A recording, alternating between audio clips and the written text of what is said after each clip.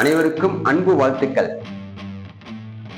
நம்ம DD channel ஆரம்பிச்சு 3 வருஷத்துக்கு மேல ஆயிடுச்சு. இதுவரைக்கும் நமக்கு 77,000 சப்ஸ்கிரைபர் இன்னைக்கு இருக்கிறாங்க நினைச்சு மகிழ்ச்சி கொள்றேன். உங்களுக்கு நன்றி தெரிவிச்சுக்கிறேன். இந்த 77,000 சப்ஸ்கிரைபர்ஸ் பார்க்கக்கூடிய வீடியோ மூலமா யூடியூப்ல இருந்து நமக்கு கொஞ்சம் பணம் வந்திருக்கு.